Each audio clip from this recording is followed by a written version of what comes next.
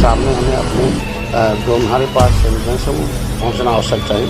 धर्मात्मा निषाद की Facebook wall से जो मिला है उसमें थे मेरे द्वारा धर्मात्मा के सोशल मीडिया अकाउंट को देखा गया तो विगत 2 महीने से मेरे और मेरे परिवार निषाद पार्टी को लेकर एक भी विरोध में पोस्ट नहीं किया है।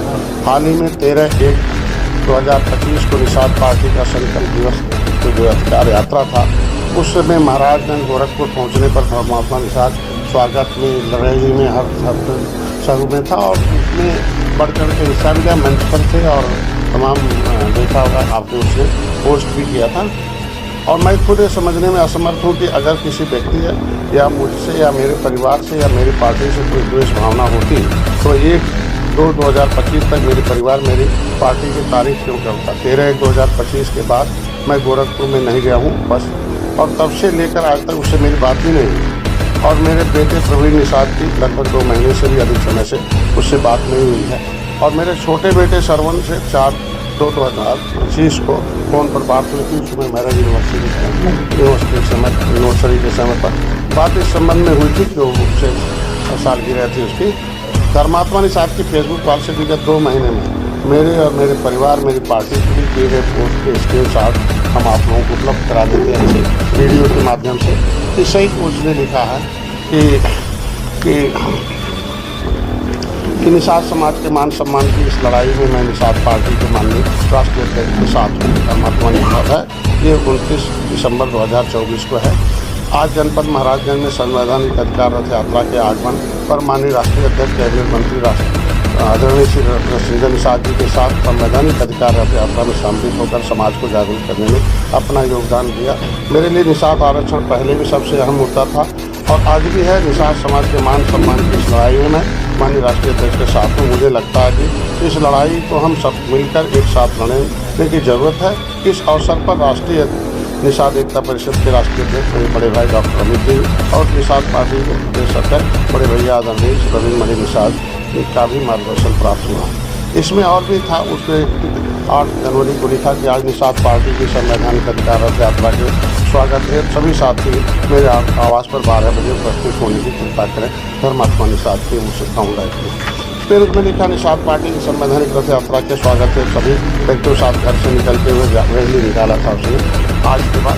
फिर उसने लिखा 9 जनवरी को कि निषाद पार्टी के तत्वाधान में निषाद पार्टी के राष्ट्रीय अध्यक्ष कैबिनेट मंत्री परम आदरणीय बाबूजी के कुशल नेतृत्व में पिछले कई दिनों से संवैधानिक यात्रा रथ यात्रा चलते चलते आज विधानसभा कंपेयरगंज पहुंचा और जहां पर हजारों युवा क्रांतिकारी साथियों के साथ सम्मिलित होकर माननीय बाबूजी डॉक्टर संजय निषाद जी राष्ट्रीय निषाद अध्यक्ष बड़े भैया अमित जी, संत कबीरनगर के पूर्व सांसद श्री प्रवीण निषाद जी, माननीय प्रदेश अध्यक्ष रविंद्र निषाद जी समेत पार्टी के अन्य पदाधिकारी शामिल प्राप्त हुआ। खड़ी पाई लगाई है, पैराग्राफ चेंज किया है, लेकिन जो दूसरा पोस्ट है वो 2 संदिग्ध बातें हैं। ये 8:30 बजे दिखाया गया घटना 9:30 बजे का पोस्ट है और उसमें कहीं खड़ी पाई नहीं, कहीं पैराग्राफ नहीं है, बिंदु दोनों के लिखने में है। और एक व्यक्ति की आईडी कई लोग चलाते हैं, उसमें जो अकाउंट में है कि 2 लोग आगे आएगा, इसलिए इसीलिए ये वीडियोज है, आपको मिल जाएगा। कुछ मीडिया प्लेटफार्म द्वारा चलाए गए वीडियो भी मैं आपके सामने समक्ष रखना चाहता हूँ। उसके साथ रहने वाले अजय निषाद का बयान भी है, उस बयान में वो वीडियो में उसके साथ रहने वाले अजय निषाद का मैं बयान भी इसमें आपको वीडियो दे रहा हूँ, जो उसके साथ रहने वाले जो उसका अकाउंट चलाते हैं। उसका क्या, इस वीडियो को सुनने के बाद मैं आपसे पूछना चाहता हूँ कि आत्महत्या कमरे के को अंदर से बंद करने की बात की जाती है और उसको सबसे पहले देखने वाले उसके मित्र कह रहे हैं कि दरवाज़ा बाहर से ताला बंद था, तो आत्महत्या करने वाला व्यक्ति बाहर से ताला कैसे बंद कर सकता है, इसका भी जांच होनी चाहिए। वो जो व्यक्ति फ़ोन कर रहा है वो बता रहा कि सबसे पहले एक मीडिया का व्यक्ति जो है वो फ़ोन किया तीसरे को, तीसरे वाले व्यक्ति ने उसको फ़ोन किया तो मैं दौड़ के गया दरवाज़ा खोलने, तो फिर नहीं टूटा। वो कारण है चाबी लेने आया, चाबी।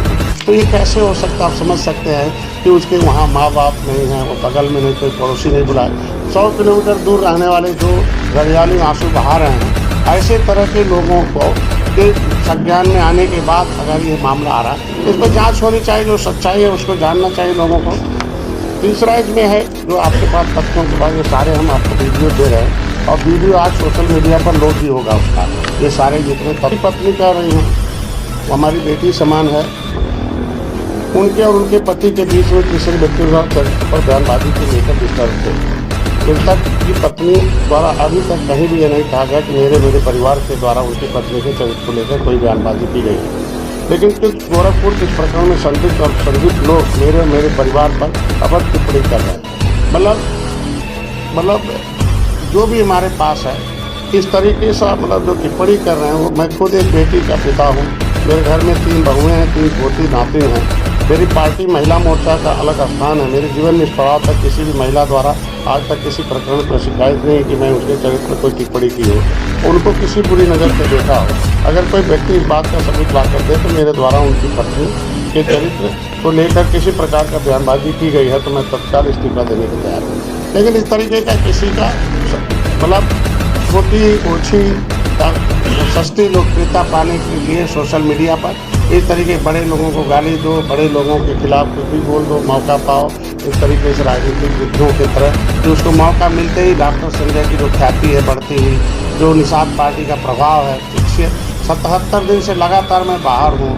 77 दिन का जो जन समर्थन मिल रहा है और गोरखपुर की जो रैली हुई थी उस तरीके से हम तो अपने तो हमारे लोग जो है आत्म केंद्रित हैं, आत्म बलित हैं और जो है लोग स्वाभिमानी लोग हैं और स्वतः जो है लोग अपने खर्चे से अपने स्वावलंबन से ये चल रहा हुआ। मैं किसी के सहयोग से नहीं हूँ। कार्यकर्ता और सक्रिय कार्यकर्ता धर्मात्मा निषाद आज उसके आत्महत्या है कि हत्या है उसके संबंध में एक प्रेस कॉन्फ्रेंस बुलाई गई है।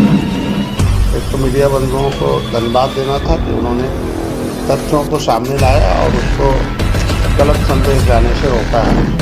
और कुछ सोशल मीडिया पर कुछ लोगों ने जो पहले से पार्टी विरोधी गतिविधियों में शामिल थे उन लोगों ने उसको एक तो मेरा समाज कमज़ोर है और पढ़ा लिखा कम है, उसको गलत मैसेज देने का काम किया गया। उसके तथ्यों के आधार पर जो भी था मीडिया बंधुओं के माध्यम से हम अपनी जनता अपने समाज को देश को सरकार को और जो एजेंसियाँ हैं स्वतंत्र जो हमारे संविधान में व्यवस्था दी गई है उसको हम जो है उसको आपके माध्यम से प्रेस वार्ता के माध्यम से पहुंचाने का प्रयास किया जाएगा। जो सही होगा वो तो जांच का विषय है।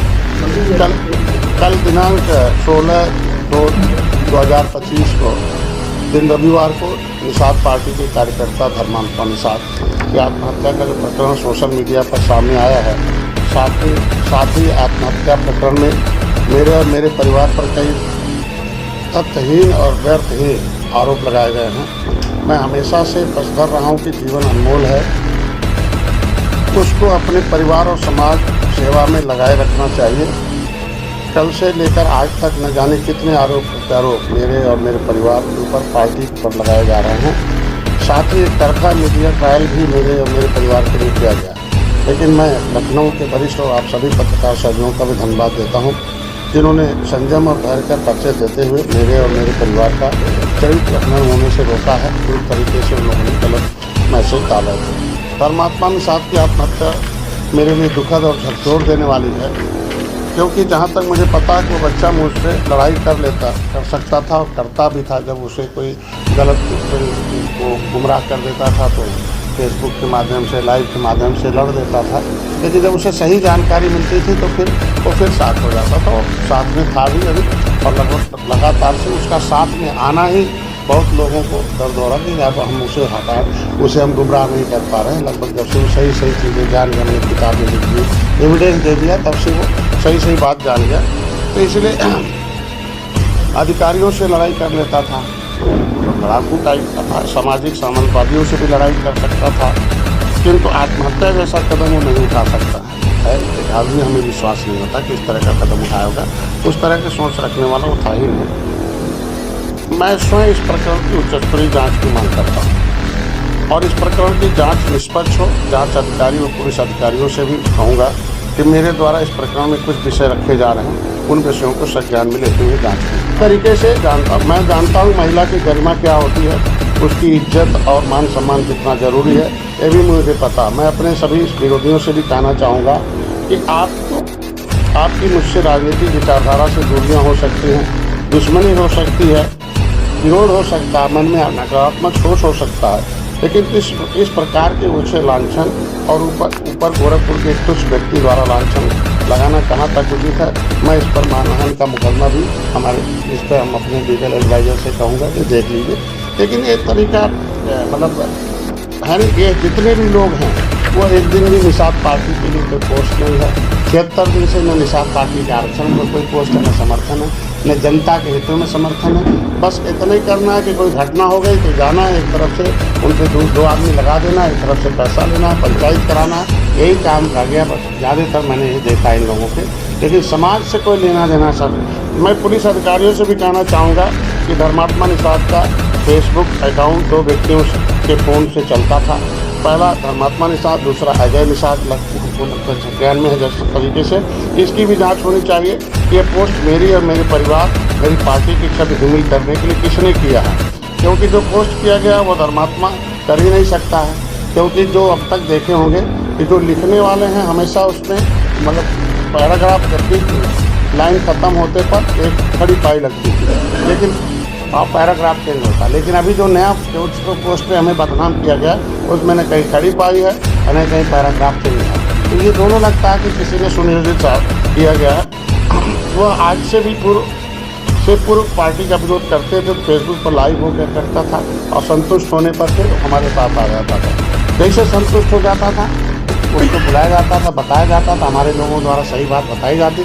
जब भी विरोधी के पक्ष में गया थोड़ी देर के लिए, कुछ देर के लिए, वो भाई बच्चे हैं तो उसे ऐसा देखने आप आइएगा तो फेसबुक में मिलेगा कि कब कौन लोग उसके साथ रहे हैं। ये तो जांच का विषय है कि एक हफ्ते तक वो किसके संपर्क में रहा, उनका जो उसकी जो आईडी है, फ़ोन है, उसके जो CDR निकले और किन किन व्यक्तियों के साथ रहा, किसने उसको उकसाया आत्महत्या के लिए, हत्या है कि आत्महत्या, ये तो जाँच का विषय है। तो इसमें आज वो कभी भी कायर वाला तरीका नहीं अपना सकता था। धर्मात्मा इतना मतलब बहादुर इस तरीके से लड़ता था। तत्वाधान के संविधान अधिकार यात्रा के स्वागत के थे अपने क्रांतिकारी साथियों के साथ आवाज़ से निकलते हुए जिन साथियों ने मेरे आग्रह पर मेरे आवाज़ पर पहुँचकर कार्यक्रम को सफल बनाया, उनका मैं आजीवन आभारी रहूँगा। आप सबके सम्मान में जहाँ मेरी ज़रूरत पड़ेगी वहाँ आधी रात को आपका भाई खड़ा मिलेगा। आज भी मैं खुद ही लिखा हूँ कि जाँच है, जाँच के लिए मैं एविडेंस दे रहा हूँ। उनके लिए मैं खुले आपके माध्यम से एविडेंस दे रहा हूँ पुलिस को कि जांच कराए। ऐसा कोई शायद व्यक्ति नहीं होगा कि खुद एविडेंस दे कि जांच होना चाहिए। हमें भाई हम चाहते हैं कि हम एक समाज का नेतृत्व कर रहे हैं, तो कम से कम दाग लगाने वाले या आरोप लगाने वाले समझ जाए कि आगे लगाएंगे तो क्या हश्र होगा, जाँच होगा। देखिए, विपक्ष के पास नकारात्मक राजनीति के अलावा कुछ है नहीं।